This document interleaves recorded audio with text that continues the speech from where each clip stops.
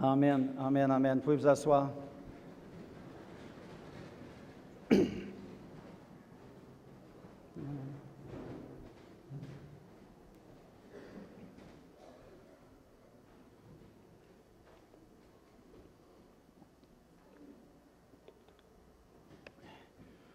Quand on regarde aux circonstances de la vie, les choses qui sont autour de nous présentement, on n'a qu'à penser à... Encore ce matin, on entendait au niveau des informations, encore les attaques terroristes qui avaient pris place à Londres et tout cela.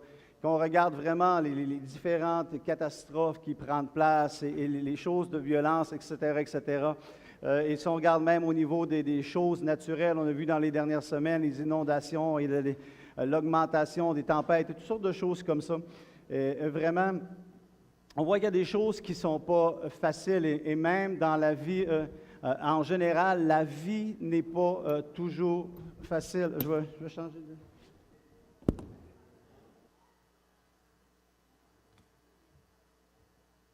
Changer de mi. OK, on va prendre ça.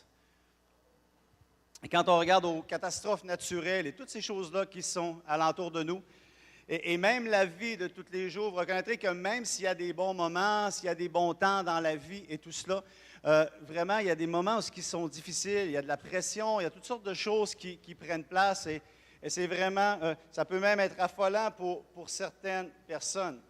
Mais la question que je me pose, c'est qu'est-ce qui en est pour nous en tant que chrétiens? Parce qu'on a bien beau vouloir se mettre la tête dans le sable, de jouer à l'autruche ou quoi que ce soit, il reste qu'il y a des situations qui sont difficiles, qui se déroulent sur la planète et tout cela. Et aussi dans nos vies personnelles, comme je le disais, la vie tous les jours n'est pas facile. Il y a différentes épreuves, différentes choses qui peuvent arriver. Il y a la pression, le travail qu'on peut perdre, etc., etc. Et on se retrouve avec toutes ces situations-là. Mais je me pose la question, qu'est-ce qu'il y en est pour nous en tant que chrétiens? Et vous savez, si je regarde au travers les années, puis même encore jusqu'à présentement, on voit que même qu'il y a des gens qui même ne connaissent pas le Seigneur, qui ne se disent pas chrétiens, qui semblent avoir plus de joie, puis plus vivre en quiétude que des non-chrétiens. D'être plus heureux que des chrétiens même.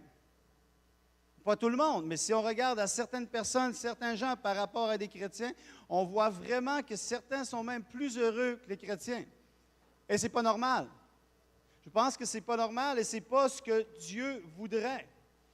Et on peut se demander pourquoi cela? Pourquoi que quelqu'un qui est supposé être chrétien, tu regardes à sa vie et l'autre qui est à côté semble avoir une vie dans laquelle il y a plus de bonheur, il y a plus de quiétude, il y a plus de joie qui est là dans son cœur et tu regardes entre les deux, mais tu ne pourrais pas deviner qui est le chrétien entre les deux.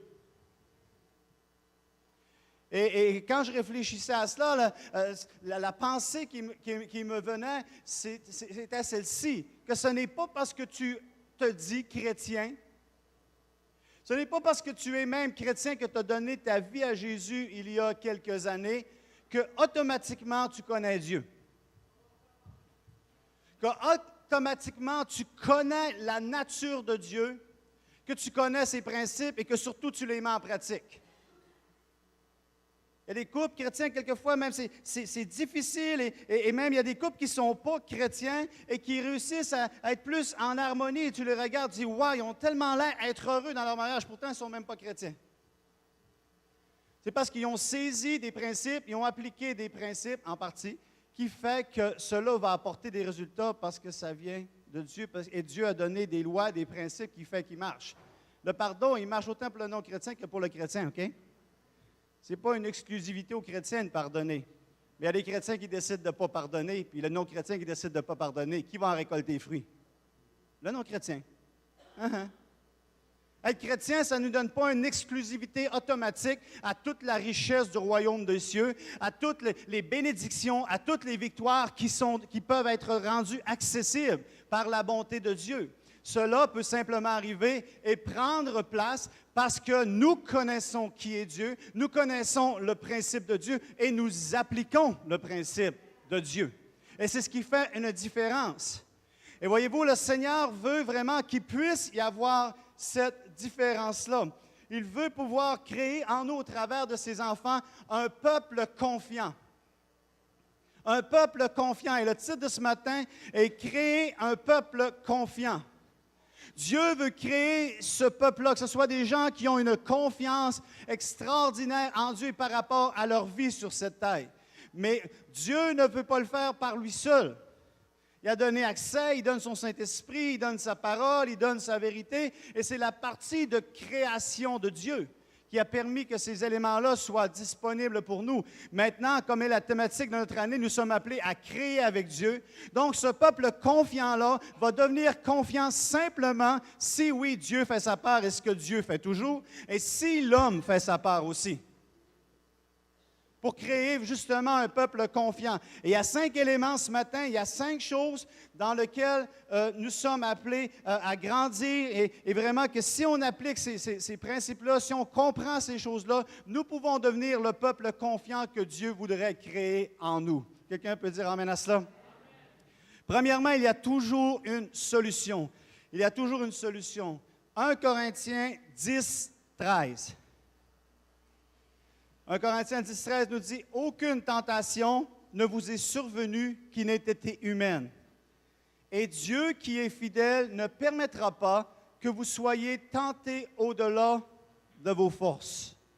Mais avec la tentation, il prépare aussi le moyen d'en sortir afin que vous puissiez la supporter. » Premier élément dans cela. Aucune tentation ne vous est survenue qui n'ait été humaine. Aucune. Quand on parle de tentations qui viennent, ce n'est pas une source humaine, mais c'est une source spirituelle. C'est la parole qui le dit, ce n'est pas moi qui le dis. Aucune tentation qui vient n'est humaine, elle est spirituelle. C'est le diable qui vient pour tenter. Il est venu pour tenter Jésus. Il vient pour tenter encore et encore et encore les enfants de Dieu. C'est une source spirituelle qui vient pour vous tenter. Donc, aucune de ces tentations-là qui peuvent venir ne sont humaines, mais sont vraiment diaboliques et sont démoniaques, ont été présentées par l'ennemi. Maintenant, il continue de dire, Dieu qui est fidèle ne permettra pas que vous soyez tentés au-delà de vos forces. Il ne permettra pas que vous soyez tentés au-delà de vos forces. Et je vois au-dessus de votre tête une petite bulle. Et dans cette petite bulle-là, c'est écrit, « Mais pourquoi alors je sens que je n'ai pas la force et que je tombe dans la tentation? » Mettons, on efface les petites bulles. Quand Dieu dit qu'il ne permettra pas qu'on soit tenté au-delà de nos forces, Dieu ne ment pas. Donc, vous ne pouvez pas dire, le diable était plus fort, puis il m'a tenté, puis c'était au-dessus de mes forces. Non. Parce que dans la limite d'accès où ce que Dieu permet à l'ennemi d'exister et d'opérer, dans cette limite-là, il ne permet pas qu'il franchisse la limite de vous tenter au-delà de vos forces. De la même façon qu'il a donné une certaine limitation quand il est venu toucher à la vie de Job, Dieu donne une limitation. Ce n'est pas un combat à force égale entre Dieu et le diable. Ce n'est pas un combat qui est à force égale entre les deux. C'est un combat où est-ce que Dieu instaure les règles et les procédures d'engagement où est-ce que l'ennemi a un certain niveau maximal dans lequel il peut opérer. Et Dieu s'engage que pour moi et pour vous, que l'ennemi n'aura jamais le pouvoir de franchir et de vous tenter au-delà de vos forces. Alors pourquoi vous tombez? Pourquoi je tombe? Parce que je ne suis pas parfait en tant que pasteur non plus. Qu'est-ce qu'il dit dans la suite du verset? On peut rester le verset là entre-temps, s'il te plaît. Mais il préparera aussi le moyen d'en sortir. Donc, Dieu ne permet pas qu'on soit tenté au-delà de nos forces, mais il prépare le moyen d'en sortir. Donc, Dieu nous donne la capacité de résister à la tentation et de tomber dans le péché. Et la clé, elle est où? C'est qu'il faut savoir saisir le moyen d'en sortir et en prendre avantage. Il y a quelqu'un dernièrement, j'entendais parler, c'est même pas quelqu'un nécessairement de l'Église ici, mais il avait tendance à tomber au niveau ordinateur et Internet puis se retrouver dans des choses qu'il n'aurait pas dû se retrouver au niveau moralité sexuelle. Le moyen de s'en sortir, c'était quoi? C'était de sortir l'ordi de la cave. Parce que tout seul dans la cave, quand il n'y a personne qui est alentour, ça peut avoir tendance à nous amener à tomber. Il avait la force, mais le moyen de s'en sortir, c'était de prendre la décision de sortir ça de la cave. Quelquefois, pour te sortir de des situations, de des tentations, des choses comme ça, tu as besoin de prendre des décisions. Quand c'est des amis, des gens qui sont alentour de toi et qui t'amènent à toujours tomber dans le même péché, à toujours faire la même erreur et puis tu retombes toujours. À un moment donné, le moyen de t'en sortir, c'est de changer d'amis.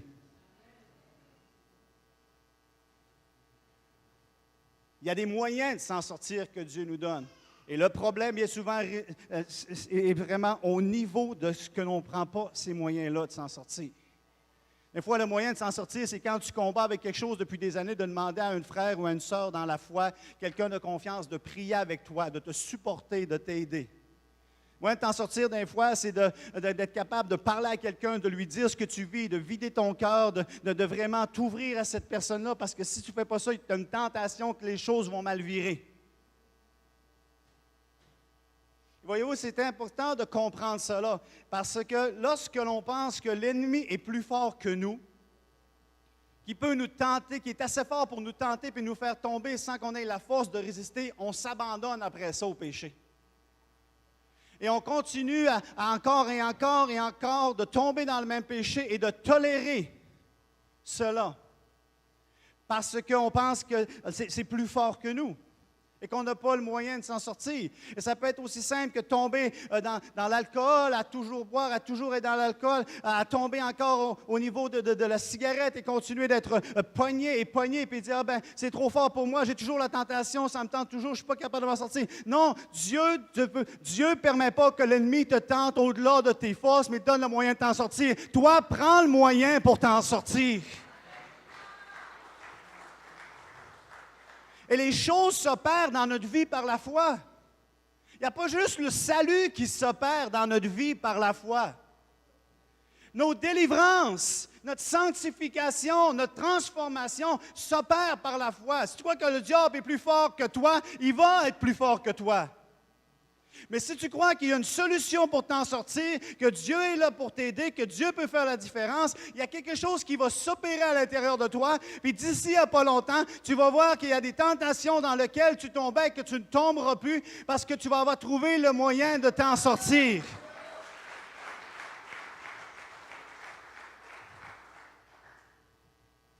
Deuxième chose, premièrement, il y a toujours une solution, donc il y a toujours une solution pour se sortir de la tentation.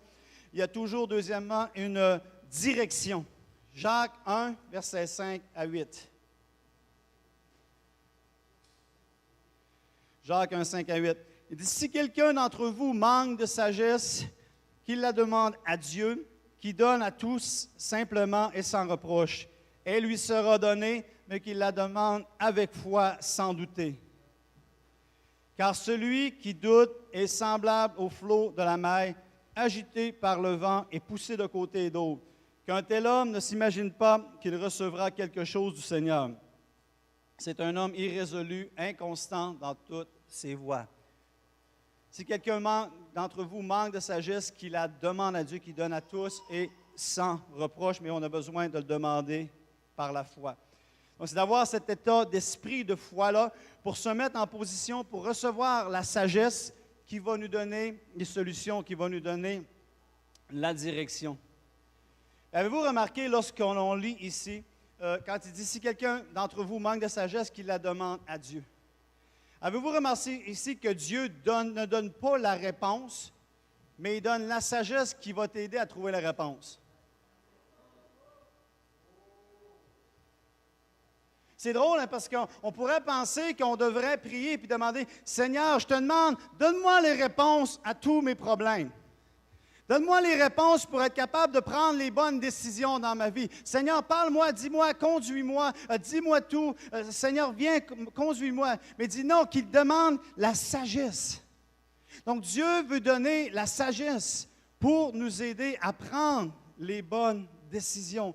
Dieu n'est pas intéressé à avoir des robots qui sont toujours en train de dépendre que Dieu leur dise quoi faire.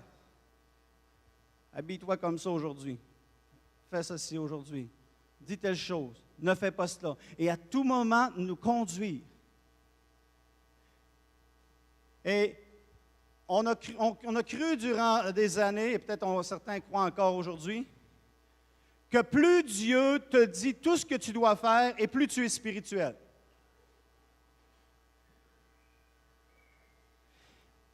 Imaginez avec un de mes enfants, toutes les décisions qu'il a besoin de prendre dans sa vie, il a toujours besoin que c'est moi qui les dise. Qu'est-ce qu'on va dire à cet enfant-là? Grow up. Grow up, développe-toi, deviens mature, deviens un homme. Apprends à prendre tes décisions. Apprends à arriver à un point de maturité, est-ce que tu vas prendre les bonnes décisions? Et nous aussi, en tant qu'enfants de Dieu, on a besoin d'arriver à ce point-là. Comme avec mon enfant, il a besoin de connaître mes valeurs quand il grandit. Donc, il ne faut pas mentir, obéir, etc., etc., etc. Il grandit. Mais avec le temps, ces valeurs-là s'intègrent en lui.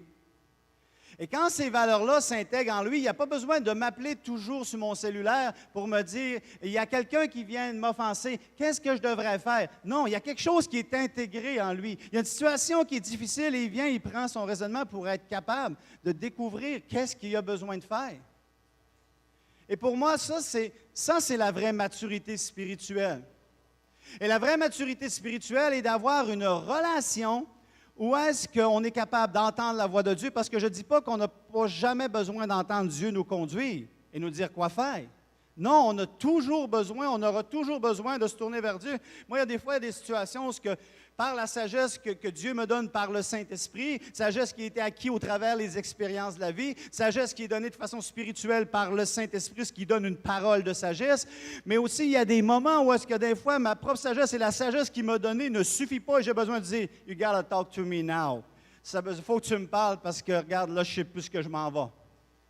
J'ai besoin que tu m'éclaires, j'ai besoin que tu me donnes une parole, j'ai besoin que tu me donnes une pensée pour changer la situation, pour faire avancer les choses, pour réussir dans quelque chose. Et il y a cet équilibre-là, où est-ce que vraiment, oui, en tant qu'enfant de Dieu, Dieu veut que sur cette planète, quand il a dit « Vous dominerez, vous assujettirez, donc vous allez vous multiplier, vous allez établir le royaume des cieux », Dieu veut qu'en tant que ses enfants, on puisse grandir à devenir des gens qui grandissent en maturité, en connaissance de Dieu, en connaissance de sa nature, en connaissance de qui il est, et qu'on soit capable d'opérer parce qu'on connaît notre Dieu. On connaît notre Dieu et qu'en même temps, cela soit fait en partenariat avec Dieu qui nous parle, qui nous donne des directives particulières. Et donc, il y a comme un échange. Vous me suivez avec ça?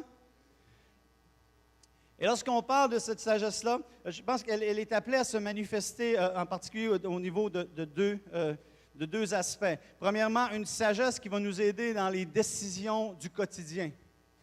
En jour après jour, où il y a différentes situations dans lesquelles on peut faire face avec les enfants, etc., toutes sortes de choses comme ça. Et moi, il y a un jour, il y a quelqu'un qui m'avait dit, ça m'avait marqué, je pense que j'étais ado, puis j'entends encore sa voix, je l'entends encore me dire ça. Il y a des moments qui nous marquent dans notre vie, puis tu ne penses même pas qu'ils vont te marquer comme ça. Puis là, lui, il était bon, il réparait des motos, il réparait des bateaux, il réparait des bicycles, tout ça. C'était vraiment quelqu'un super bon au niveau mécanique et tout. Puis à un moment donné, j'étais là avec lui dans le garage, puis là, il était en train d'essayer de réparer quelque chose, puis là, il se vire avec sa face, puis il dit « La logique, Big, la logique, Big, toujours la logique, Big. » Puis moi, j'étais là, puis j'ai comme enregistré que bien souvent, il faut juste comme prendre un peu de recul, analyser, regarder et y aller avec un processus logique pour être capable de régler les choses. Des fois, oui, Dieu va avoir une sagesse, il y a d'autres choses, d'autres éléments qui vont venir, mais plusieurs des choses de la vie, c'est simplement de comprendre qu'il va y avoir une logique. Et on a besoin que Dieu, oui, nous donne la sagesse pour être capable de prendre les bonnes décisions qui fait que nous allons réussir, qui fait qu'il va y avoir vraiment l'avancement dans nos vies, dans la vie des gens qui nous entourent. Ça, c'est au niveau personnel. Au niveau collectif, au niveau des principes du royaume de Dieu. Je crois que Dieu veut nous donner, oui, cette sagesse-là pour nos vies personnelles, mais il veut également nous donner aussi la sagesse par rapport à faire avancer son royaume. Et j'ai une citation, c'est une citation même que j'ai mise hier sur les réseaux sociaux, sur Facebook, que je veux vous lire ce matin. Ça dit ceci: « Quelquefois, les gens peuvent penser que nous enseignons de nouvelles doctrines. Et par le fait même, remettons en question les Écritures. Mais ce qui est remis en question ici, ce n'est pas les Écritures, mais la compréhension des Écritures. » Je vais vous laisser digérer un peu. Je vais vous en redonner encore une autre bouchée, une autre portion, la même chose. Quelquefois, les gens peuvent penser que nous enseignons de nouvelles doctrines. Et par le fait même, remettons en question les Écritures. Mais ce qui est remis en question ici, ce n'est pas les Écritures, mais la compréhension des Écritures. Ce n'est pas parce que les gens croient quelque chose depuis 100 ans que ça en fait automatiquement une vérité. Ce n'est pas parce que ça fait des années que les gens disent que les choses sont comme ça et qu'on croit que c'est comme ça que ça en fait automatiquement une vérité. Ce n'est pas non plus parce qu'il y a plusieurs personnes qui le croient que ça en fait une vérité. Preuve à l'appui, la plupart des gens, plusieurs personnes ne croient pas que le salut est en Jésus. Il y en a une multitude qui croit ça. Des millions, des milliards qui croient ça. Est-ce que ça en fait une vérité? Non. L'ensemble de la foule ne fait pas une assurance que cette chose-là est la vérité. Donner deux exemples par rapport au niveau de la compréhension des Écritures. Après que l'Église de Dieu a été établie au travers des années, on avait perdu la compréhension que le salut était par la foi. On était rendu vraiment à croire que le salut était par les œuvres. Et c'est d'ailleurs pourquoi plusieurs achetaient des messes, envoyaient des cierges, faisaient toutes sortes de choses qu'on a bâties au travers les indulgences et Saint-Pierre de Rome et par les œuvres et toutes sortes de choses comme ça. Parce qu'on croyait vraiment que les gens étaient sauvés par les œuvres, par la bonne conduite. Et c'était la même parole, les mêmes Écritures, la même Bible, sauf que quand on lisait, on ne voyait pas. Et ça faisait pratiquement 1500 ans que les chrétiens et l'Église, ceux qui se disaient chrétiens, comprenaient de cette façon-là, jusqu'à ce que Martin Luther arrive en 1534, où il a écrit sa thèse. Il était un évêque à l'intérieur de l'institution catholique, il a écrit une thèse qui est allé présenter là-bas, pas pour vraiment être en rébellion, mais pour dire qu'il y a quelque chose qu'on ne comprend pas au niveau des Écritures, il y a quelque chose qui ne marche pas. Il apportait une nouvelle lumière, les mêmes choses qu'il lisait, les mêmes choses qu'il connaissait. Il dit maintenant, on a mal compris. On a mal interprété. Donc, il n'a pas remis en question les Écritures, mais la compréhension des Écritures. Et vraiment, il a apporté quelque chose de nouveau. Jusqu'aux années 1900, on croit, le baptême du Saint-Esprit, le prier en langue et l'action du Saint-Esprit et le miraculeux. Il y avait, on lisait ces choses-là, mais on pensait que c'était fini, ça ne marchait pas. Et on n'a jamais changé les Écritures, mais l'interprétation, la compréhension des Écritures-là, et les choses ont changé. Parce qu'il y a quelqu'un un jour qui a apporté une nouvelle lumière. De prétendre que nous savons que maintenant, jusqu'à maintenant, on comprend tout de Dieu, qu'on connaît tout de Dieu, c'est vraiment rapetisser Dieu.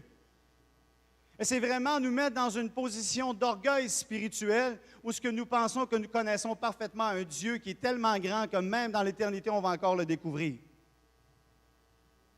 Mais quand on arrive avec les premiers qui ont arrivé, qui ont commencé face à des découvertes, face à toutes sortes de choses et tout, ont souvent été remis en question, ont souvent été accusés. Si on n'a qu'à penser à l'époque où, à un moment donné, on parlait que la terre était plate, puis finalement, on a dit que la terre était ronde. Plusieurs ont été tués, plusieurs ont été persécutés. Pourquoi? Parce qu'on apportait une pensée nouvelle. Quand on arrivait avec différentes inventions, différentes choses nouvelles, la plupart des pionniers, la plupart des gens qui ont fait les choses pour la première fois ont été accusés, ont été attaqués. Pourquoi? Parce qu'ils remettaient en question l'ordre établi. Ils dérangeaient notre confort, ils dérangeaient notre sécurité dans ce que nous connaissons. Parce que ce qu'on le veuille ou qu'on ne le veuille pas dans nos vies, nous essayons de nous bâtir une zone de sécurité. On essaie de se bâtir une zone dans laquelle on se sécurise parce que l'on croit, par qu'est-ce qui marche. On le fait avec notre budget, on le fait avec notre vie, on le fait avec nos différentes situations que nous vivons. Et dans les choses des vérités spirituelles, c'est la même chose. On essaie de sécuriser. Et lorsqu'il y a quelqu'un qui arrive avec une nouvelle révélation, une nouvelle compréhension, on devient un peu insécure. on devient un peu secoué. Et on dit, ben non, on l'a appris comme ça, ben non, c'est juste comme ça, puis c'est comme ça qu'on pensait, c'est comme ça que c'était, pourquoi que ça changerait? Mais il y a rien, mais il y a des choses qui changent encore, il y a une évolution de la compréhension par rapport à la révélation que Dieu apporte la lumière sur quelque chose de nouveau. Et donc, Dieu veut nous donner cette sagesse-là pour comprendre et connaître encore davantage quel est son royaume et qui il est. Et encore aujourd'hui, on le découvre, et encore dans les années à venir, on va encore continuer à découvrir encore. Dieu va dire, « Waouh, ouais, je n'avais jamais vu ça comme ça. » On va justement lire un passage. Philippiens 4, 11, 13. Ça donne bien parce que quand je préparais mon message, après ça, en train de le préparer, je me suis rendu compte que je disais, ah, regardons ça, c'est justement un exemple de ce que je viens de dire. Et Philippiens 4, 11, 13. Ce n'est pas en vue de mes besoins que je dis cela, car j'ai appris à être content de l'état où je me trouve. Je sais vivre dans l'humiliation et je sais vivre dans l'abondance. Et en tout et partout, j'ai appris à être rassasié, à avoir faim, à être dans l'abondance et à être dans la disette. Je puis tout par celui qui me fortifie. Combien connaissent? La plupart des chrétiens connaissent ce bout de verset-là. Hein? Je puis tout par celui qui me fortifie. Si vous ne le connaissez pas, levez la main, on va prier pour vous. On va prier pour Pasteur Tony. Combien ont entendu à différentes reprises ce verset-là qui était utilisé quand c'était le temps d'accomplir quelque chose? Tu étais pour chanter, tu étais pour prêcher, tu étais pour faire du ministère, tu étais pour faire face à différentes situations. Puis là, tu te boostais, tu te craquais toi-même. Tu dis, je puis tout par celui qui me fortifie. Ou encore, tu vois la belle femme que tu voudrais marier, et puis tu vas avoir le courage d'aller lui parler, puis lui dire, je t'aime, un peu comme Sylvain a fait avec persévérance pour conquérir Marianne. Et Sylvain se boostait. Et puis là, il dit, j'y parle ci, j'y parle ci pas, j'y parle ci, j'y parle ci pas. Et il disait, je puis tout par celui qui me fortifie. Finalement, il s'est marié par celui qui le fortifie. Et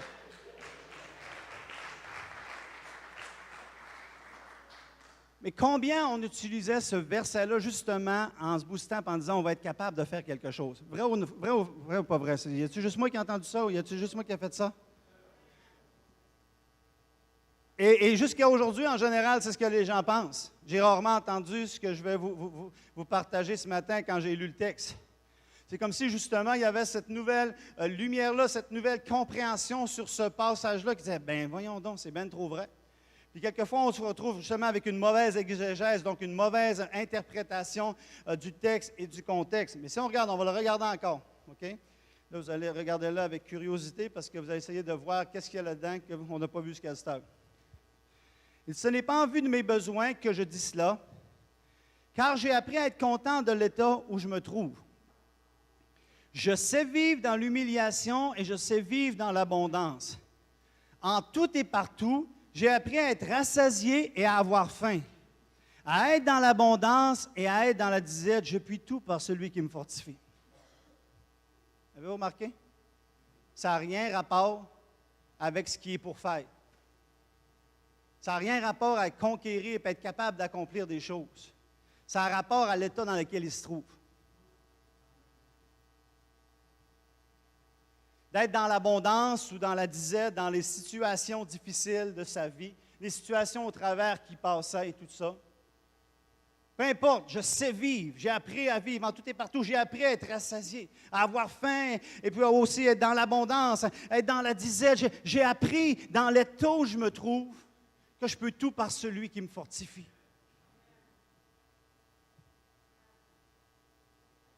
Donc, voyez-vous, ça, c'est un texte qu'on a lu depuis des années, qu'on pensait qu'il s'appliquait pour nous aider et accomplir des exploits. Puis je crois que Dieu est avec nous et qu'on doit se motiver et croire que parce qu'il est avec nous, on va réussir. Avec notre Dieu, on va franchir une haute muraille. Avec notre Dieu, on va accomplir des exploits. Mais ça, c'est dans le vrai contexte. Mais dans ce contexte-là ici, c'est exactement l'exemple que je vous disais. Depuis des centaines d'années, on croit que ce verset-là s'applique à ça, puis on est dans le champ ben raide.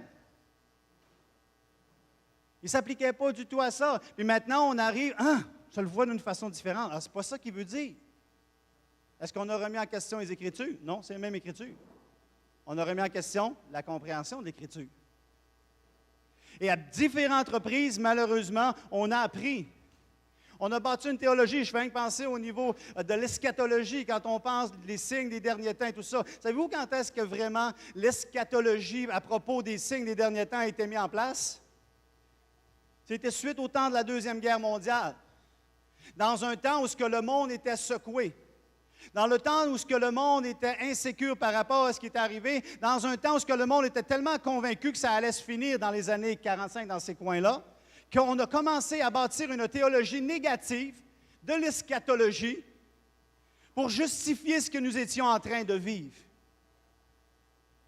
Mais cette eschatologie qui était bâtie là, on l'a transmise de génération en génération. Et encore aujourd'hui, on a deux écoles de pensée au niveau de l'eschatologie. Une eschatologie fataliste, défaitiste, qui a été inspirée, qui a été nourrie par une période de crise. Et vous savez, quand on est dans une période de crise, on peut arriver à toutes sortes de conclusions qui ne sont pas la réalité. Et là, on met de côté l'autre théologie de l'eschatologie, où ce qui dit que ce n'est pas une question de négatif. Oui, il y a des tremblements de terre, oui, il y a des choses qui vont être là. Mais n'empêche qu'au travers de cela, la parole de Dieu, et Paul nous dit, Jésus va venir chercher une église glorieuse, sans tache, ni ride, ni rien de semblable. Il y a une église puissante, une église victorieuse qui va être là. Donc, si on ne fait pas attention, plusieurs sont influencés par une interprétation, une compréhension de la fin des temps négative. Et aussitôt qu'il arrive une autre pensée qui nous parle d'établir plus le royaume de Dieu, que l'Église, que la gloire de la dernière maison sera plus grande que la première et que sa gloire va couvrir d'un océan à l'autre et tout cela, et que ce n'est pas dans le millénium, parce que Jésus n'est pas revenu encore par rapport à ces choses-là. Donc, quand on lit ces passages-là, on ne les comprend même plus parce qu'on a été teinté par notre mauvaise compréhension des Écritures. Donc, c'est vraiment important de garder l'esprit ouvert, de dire, Seigneur, enseigne-nous, montre-nous encore, Seigneur. Donne-nous, Seigneur, de comprendre. Et dans ce cas-là ici, à propos de notre ami Paul, lorsqu'il parle que je puis tout par celui qui me fortifie, il parle de notre capacité de vivre dans les différentes situations. Et nous avons tous, à un moment ou un autre, des situations qui sont difficiles. En tant que chrétien, on peut apprendre à vivre dans les moments où est-ce que, wow, c'est l'amour. Wow, c'est extraordinaire. J'ai de ces moments-là magiques avec ma femme, j'ai de ces moments-là magiques avec mes enfants. Mais je ne veux pas dire magique, dites pas que le pasteur croit dans la magie, là. Vous comprenez ce que je veux dire? Faites attention à ce qu'on dit, des fois, on peut mal être interprété. Des moments extraordinaires. Je me repens. Des moments extraordinaires avec ma femme et avec mes enfants et tout ça. J'ai appris à être content de ces moments-là. J'ai appris à être content, à aller manger chez Meul et Caclon avec Marilyn et Marco et tout ça, une bonne place pour le fondu chinoise et tout.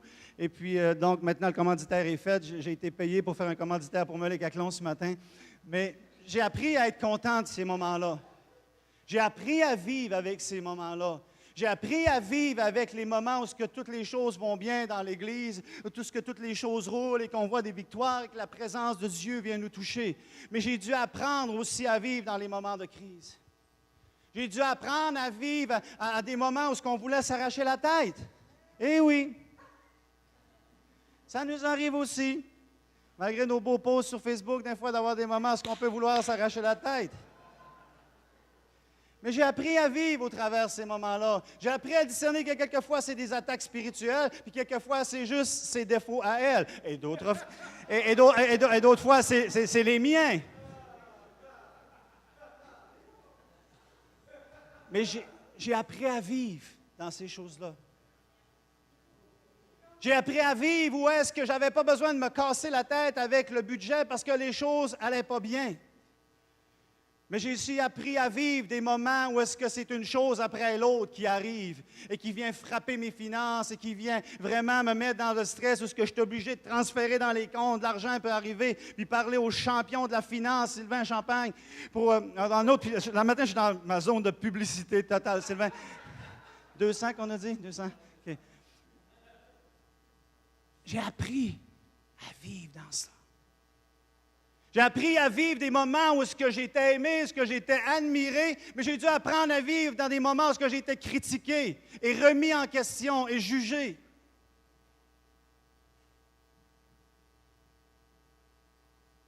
On a besoin d'apprendre à vivre dans différents états. Il y a des moments où tu vis puisque tu as juste le goût de dire « Je vais tout lâcher. Je vais tout... là. »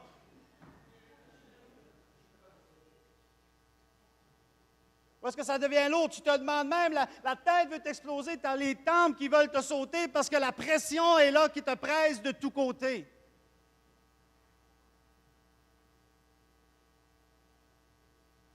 On doit apprendre à vivre dans tous ces différents moments-là de nos vies. Ces moments où tu mets des enfants au monde et qui sont tous beaux et que tu es content et que tu as les mains vers le ciel, tu dis « Merci Seigneur ». Puis que tu arrives quelques mois ou quelques années plus tard, tu dis « C'est quoi cette affaire-là, Seigneur ». Ces moments où tu penses que... Ces moments où tu penses que les choses vont bien aller, vont bien se dérouler, puis là, tes enfants commencent à dévier à gauche et à droite et te remettre en question et remettre tes valeurs et commencer à avoir des mauvais amis, et commencer à avoir des mauvaises fréquentations. Et tu te dis, comment ça va arrêter? Est-ce que ça va finir par arriver? Comment ça se fait? Je suis chrétien, je ne comprends pas, je prie, je jeûne, j'espère, je demande à Dieu. Mais plus je demande et plus c'est pire. Tu as besoin d'apprendre à être capable de vivre au travers de ces moments-là. C'est ça que Paul parlait quand il parlait des différents états dans lesquels il se retrouvait. Ce que Paul est en train de dire, c'est que dans n'importe quelle situation dans laquelle je me trouve, je puis tout par celui qui me fortifie. J'ai besoin de Dieu, j'ai confiance en Dieu. Il est mon refuge, ma forteresse, mon abri, ma retraite. Il est celui qui me fortifie au travers de toutes les saisons de ma vie. Je puis tout par celui qui me fortifie. Et ça, c'est un état dans lequel... c'est simplement une relation au travers les années, où ce que tu as expérimenté Dieu, où ce que tu as vu Dieu se manifester. C'est ce qui fait que ça t'apporte à un autre endroit. C'est ce qui fait qu'avec le temps, ça va t'apporter à un endroit où est-ce que les gens vont voir la différence entre toi et un autre chrétien. Parce que tu vas avoir grandi dans cela. Quatrièmement, il y a aussi toujours une provision. Dans Philippiens 4, 19, il dit « Mon Dieu pourvoira à tous vos besoins, selon sa richesse avec gloire en Jésus-Christ. » On a besoin d'avoir cette confiance-là aussi. On a besoin d'avoir une confiance que Dieu va pourvoir à tous nos besoins. Et dans les besoins, on rentre encore là, on rentre jusqu'à un certain point dans une zone de relativité. Parce que ce que moi j'ai besoin, ce n'est pas ce que toi tu as besoin. Et encore là, il faut démêler entre le besoin, la bénédiction et le désir. Dieu peut te donner des choses que tu désires parce qu'il dit « Fais de l'Éternel ton délice et te donnera ce que ton cœur désire. » Donc, de désirer, ce n'est pas mauvais. Quand c'est fait par un cœur qui est aligné avec Dieu, qui fait de l'Éternel ses délices, il y a des désirs, il y a des choses qui vont être là. Et comme n'importe quel bon papa, il peut te bénir, il peut te donner des choses extraordinaires, que ce n'est même pas un besoin, c'est un superflu. Parce que sinon, on en reviendrait à dire que Dieu, tout ce qu'il veut, c'est un vieux grand-papa radin, que tout ce qu'il veut te donner, c'est tes besoins, puis écarte-moi pas avec le reste. Excusez-le. Comprenez-vous ce que je veux dire? Ça serait de diminuer Dieu à cela. Mais si Dieu est bon et il est amour, il ne veut pas juste nous donner pour nos besoins. Il veut être capable de nous bénir aussi, puis de nous donner abondamment. Où ce que notre coupe serrée va déborder même de ce que Dieu va nous donner. En bénédiction, en action de Dieu dans nos vies. Donc, les désirs et les bénédictions qui sont données par Dieu, c'est une chose. Mais par contre, il faut que tu restes sécure, surtout dans la zone de que Jéhovah Jireh, ton Dieu, va pourvoir à tous tes besoins. Tu vas avoir besoin de trouver cette paix-là dans ton cœur. Que peu importe tes situations, puis n'arrive pas parce que tu arrives un soir ou qu'une semaine, tu as eu de la difficulté, que tu as eu de la difficulté à être capable de faire ton épicerie, tu n'as pas été capable d'acheter tout ce que tu voulais, dire « Oh, mais là, il ne m'a pas mes besoins. » Non. Des fois, ça peut arriver. Mais pour toi, peut-être que tu as défini besoin parce que tu avais besoin d'avoir un assiette à 3 couverts. Mais ça, c'est toi qui as défini le besoin comme ça. Il y a des gens, malheureusement, dans certains pays, dans certains cas et tout, certains endroits, même pas besoin dans les pays, mais dans certaines situations particulières, où est-ce que c'est difficile, il n'y a pas grand-chose, mais tant que tu vis encore, tant que tu es encore soutenu par Dieu, peu importe ce qui semble être au niveau de l'extérieur que tu pourrais définir par besoin qui est comblé, n'est pas nécessairement automatiquement le besoin primaire. Le besoin primaire, c'est d'avoir la vie et d'avoir cette relation-là avec Dieu et qui est accompagnée par les autres choses. Que ce soit dans la mort ou dans la vie, si j'ai Christ, j'ai tout. Et si je ne l'ai pas pour un moment présent sur cette terre, parce que je l'ai avec moi pour l'éternité, il va combler mon besoin. Il ne comblera peut-être pas de la façon que je le veux, comment je le veux, autant que je veux, mais je sais que Jéhovah Jireh va pourvoir à mes besoins selon sa richesse et avec gloire. Et j'ai encore espéré, et je vais encore espérer, et je vais encore espérer. C'est sûr que des fois, tu te le demandes. C'est sûr que des fois, on réagit et tout ça. Puis que là, on ne croit pas, puis que des fois, on fait une petite crise, comment on appelle ça, des fois, la crise du bacon, on se tord un peu, puis devant Dieu, puis Seigneur, puis on pleure, puis on chante. Oui, ça peut arriver. Ça peut arriver, ça nous arrive parce qu'on est humain. Et soyez réconfortés ce matin parce que je ressens peut-être qu'il y a des gens qui l'ont déjà fait chez eux, il y a des gens qui ont mal réagi, il y a des gens qui n'ont pas cru, il y a des gens qui n'ont pas eu la confiance qu'ils devraient avoir. Et je ressens peut-être que ce matin, et dans les temps qui étaient là, vous vous êtes remis en question. Vous vous êtes douté, vous avez pensé que vous n'étiez pas un bon chrétien, vous avez pensé que vous étiez le seul à faire ce genre de crise-là, vous avez pensé que vous étiez le seul à entretenir ce genre de discours-là, vous avez pensé que vous étiez le seul à vraiment opérer à travers de ces affaires-là qui ne sont pas à l'image d'un super chrétien. Mais laissez-moi vous réconforter ce matin. Laissez-moi vous dire que la majorité, je dirais même, probablement de 95 % qui sont ici ce matin, ont déjà, nous inclus, passé au travers ces moments-là. Mais le diable veut nous faire croire que nous autres, on est le pire, qu'on ne l'a pas, qu'il y a nous autres qui l'a fait. C'est un mensonge. C'est un mensonge. Soyez fortifiés ce matin. Vous n'êtes pas si pire que ça. Regarde ton voisin et dis, t'es pas si pire que ça.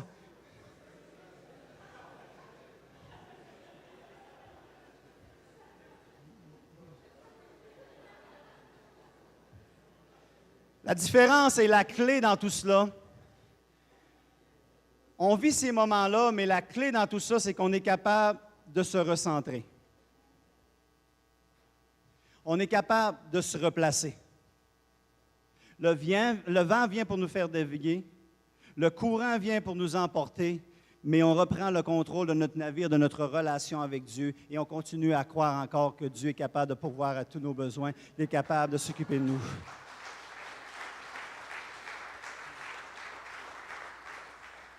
Cinquièmement, dernier point, il y a toujours une destination. Donc, il y a toujours une place que Dieu continue à nous apporter. Tout peut courir à notre bien. Romains 8, 28.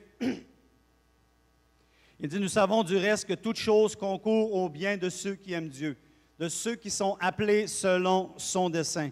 Ça, c'est une autre zone dans laquelle la confiance est importante. La confiance est importante. Dans ce passage-là, il dit, nous savons du reste que toute chose concourt au bien. En d'autres mots, c'est que les choses peuvent prendre une autre tournure.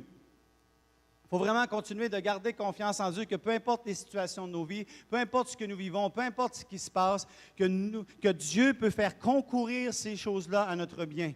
Il va les orchestrer, il va les arranger avec sa main de maître pour que ces choses-là puissent prendre bien soin de nous. Mais il y a une chose qui est extrêmement importante là-dedans qu'il ne faut pas oublier, il dit qu'ils vont concourir au bien de ceux qui aiment Dieu. Ils vont concourir au bien de ceux qui aiment Dieu. Qu'est-ce qui fait que les choses vont concourir à ton bien? C'est que tu aimes Dieu. Si tu n'aimes pas Dieu, tu ne te qualifies pas pour les bénéfices de la concurrence. Tu ne peux pas, parce que c'est ceux qui aiment Dieu qui vont pouvoir avoir les avantages, les bénéfices que Dieu va orchestrer les choses.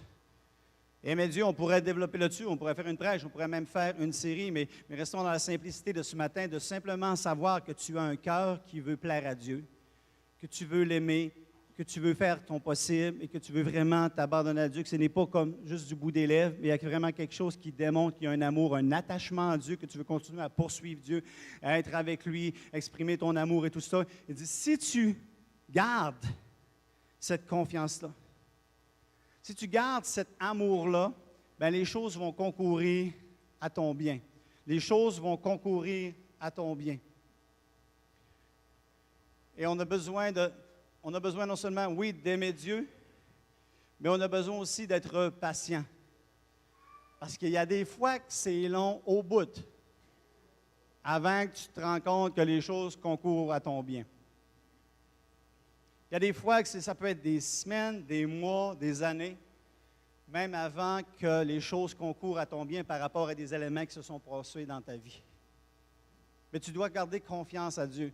Et même, je crois personnellement qu'il y a des choses qui vont concourir à notre bien, même dans l'éternité. Qu'on n'en aura même pas, comme pour certains, il y en a qui ont reçu les promesses de Dieu, d'autres ne les ont pas reçues, Dieu ayant vu quelque chose de meilleur. Parce qu'il y a une continuité. Ce n'est pas comme on scratch complètement à zéro. Je crois vraiment, selon ce que la parole nous montre, c'est qu'il y a une continuité des choses qu'on a vécues dans notre vie qui sont en lien avec ce qu'on va faire dans l'éternité, avec ce qu'on va recevoir. Il ne faut jamais oublier que si on ne voit pas les choses concourir à notre bien rapidement, qu'il est possible que ce qui s'est passé dans nos vies va concourir avec notre bien dans la saison de l'éternité. Dans la saison de l'éternité. Donc, de faire confiance à Dieu. Continuez à aimer Dieu. Continuez à vous attendre à Dieu. Continuez à espérer en lui. Donc, dans ce que je vous présentais ce matin, ce que je vous disais, donc, que Dieu veut créer un peuple confiant. On va avoir ce peuple-là confiant, qui est confiant que Dieu est capable de vous aider, de vous donner le moyen de vous en sortir par rapport à la tentation. Un peuple confiant qui est confiant que Dieu veut vous donner la sagesse pour être capable de régner dans cette vie, pour être capable de vivre cette vie sous la lumière de Dieu, puis vous aider à passer au travers les moments de cette vie. Que Dieu veut vous fortifier, que Dieu veut être capable de vous fortifier, car il dit que je puis tout par celui qui vous fortifie, d'être capable de vous donner la force, peu importe l'état dans lequel que vous êtes. Que Dieu veut pourvoir à vos besoins dans cette vie et que Dieu veut faire concourir les choses à votre bien. C'est l'état dans lequel le Seigneur veut que vous puissiez vous retrouver. Il ne veut pas qu'en tant que ses enfants, on s'inquiète de tout et de rien. Il dit, ne vous inquiétez de rien. Mais en toute chose, faites connaître vos besoins à Dieu, de garder cette paix-là dans notre cœur. D'être ces gens-là qui sont rassurés. Rassurés que Dieu va m'aider face à la tentation, Dieu va m'aider par rapport aux situations, Dieu va m'aider dans mon présent, Dieu va m'aider dans mon futur. Chaque jour, on devrait se réveiller et se lever avec cette confiance-là dans notre cœur, cette assurance-là dans notre cœur, que Dieu va s'occuper de nous. Et quand les événements viennent nous frapper, quand les choses arrivent, quand on a un mauvais téléphone, on a un mauvais courriel qu'on reçoit, ou peu importe qu'est-ce qui se passe, d'être capable, oui, d'avoir les réactions émotionnelles qui viennent des fois oui, des fois non, tout dépend des circonstances et de l'état émotionnel dans lequel on se trouve à ce moment-là, mais d'être capable de se raccrocher à ces 5 clés-là, à ces 5 principes-là que je vous ai donnés ce matin pour créer un peuple confiant. Un peuple qui va vraiment être confiant. Et Dieu veut mettre ce peuple confiant-là. Dans une génération où les incertitudes sont là. Dans une génération où les gens cherchent mais n'ont pas de solution. Ils vont se raccrocher à quoi? À Londres, ils ont beau vouloir se raccrocher à l'armée et à tout le système de police. Il n'y a aucune sécurité humaine qui peut les garder de tout. À quoi on se raccroche? À quoi on croit? À quoi on peut s'attendre pour s'assurer d'avoir une paix et une confiance? La plus grande sécurité, c'est en Dieu. Et même là, on sait que vous allez dire, ouais, mais ouais, chrétien ou pas chrétien, c'est vrai, les terroristes peuvent frapper, la mort peut nous frapper, mais Paul il disait, mais que je sois ici, dans cette vie, que je sois dans l'autre vie, de toute façon, je suis avec Christ quand même. Fait que je reste confiant. Je ne suis pas affolé par ça parce que je sais quelle est ma destinée, je sais qui je sers. C'est nous qui pouvons donner cette sécurité-là au monde. Et c'est souvent dans les grands moments de crise sur la planète, c'est souvent dans les grands moments de crise que Dieu peut permettre que son Église va s'élever. Il va faire que les choses vont concourir, que les choses vont pouvoir être mises en place. Pourquoi ils vont avoir été mis en place? Parce qu'il y a des gens qui vont avoir connecté avec Dieu, des gens qui vont avoir connu Dieu, des gens qui vont avoir développé cette confiance-là. Plus grandes les ténèbres et plus grand lorsque la lumière apparaît, il y a cette disparité. On doit être des gens qui sont confiants. Il y a un verset, encore, ce verset-là que plusieurs connaissent aussi. J'avais cette pensée-là à propos de ce verset-là quand il dit « Élevez Jésus ». Et quand on va élever Jésus, tous les hommes de la terre vont être attirés envers lui. Vous connaissez ce verset-là? Élevez Jésus. Élevez Jésus. louez-le pour l'éternité. Homme et le vent, j'attirerai, dit Jésus, tous les hommes de la terre envers moi. Mais souvent, on entendait ce verset-là et je l'ai compris comme ça durant des années, jusqu'à ce matin, je pense, ou hier soir. Et on le comprenait souvent sur élever Jésus par la croix et je vais attirer tous les hommes de la terre envers moi. Et il y a une partie de réalité parce que Jésus avait besoin d'être élevé pour que les gens puissent être attirés envers lui. Mais si on va plus loin, ce n'est pas tous les gens de la terre qui ont été attirés envers lui. Certains l'ont été dans sa génération, certains l'ont été de génération en génération jusqu'à aujourd'hui. Mais ce que je comprenais ce matin, c'est quand il dit « Élevez Jésus, et alors je vais attirer les hommes de la terre envers moi ». Il y a une condition, que si on élève Jésus, les hommes de la terre vont pouvoir être attirés envers lui. Et d'élever Jésus, ce n'est pas simplement par la proclamation de sa parole. Ce n'est pas simplement par disant « Jésus est mort sur la croix, il est Seigneur, il est roi des rois, il règne, et c'est bien, on doit faire toutes ces choses-là. » Mais je crois vraiment que quand on élève Jésus, c'est parce qu'on l'élève au travers de nos vies.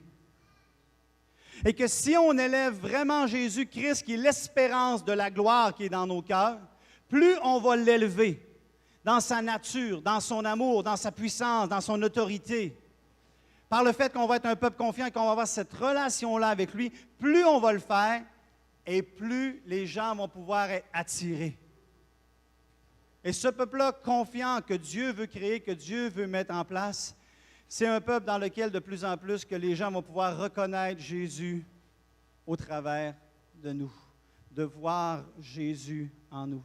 Mais pour qu'ils puissent voir Jésus en nous, on a besoin de premièrement avoir Jésus qui se manifeste encore plus dans nos vies. Et si on ne devient pas ce peuple confiant qui est là, ça se retrouve à être un blocage et ça nous empêche vraiment de devenir ce que Dieu veut qu'on puisse devenir. Amen. Est-ce qu'on peut se lever ensemble? On va terminer avec un mot de prière ce matin.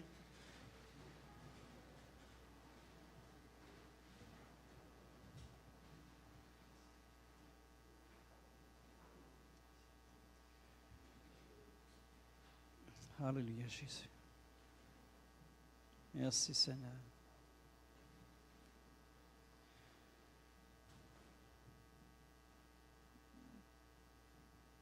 Jésus, toi-même, tu as dit, je vais vers le Père et je vais vous envoyer le Saint-Esprit.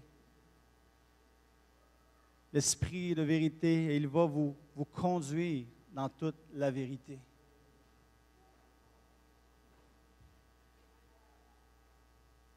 Et nous voyons, Seigneur, que même encore aujourd'hui, nous avons besoin que tu puisses nous conduire encore et encore dans toute la vérité. Que tu nous conduises encore et encore dans toute la vérité. Je te remercie de l'œuvre que tu as faite jusqu'à maintenant dans nos vies. Je te remercie des choses que tu nous as montrées et que tu nous as enseignées.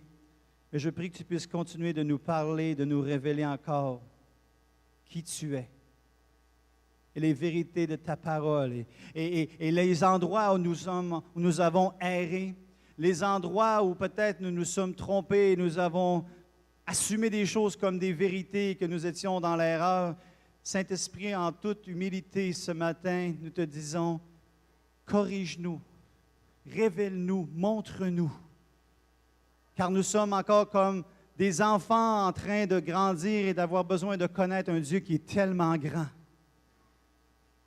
Parle-nous, Seigneur. Parle-nous. On veut devenir ce peuple confiant. On veut devenir ce peuple qui connaît son Dieu. Qui connaît son Dieu. Merci pour l'œuvre que tu fais dans le cœur de tout un chacun, Seigneur, et continue de te révéler à nous individuellement.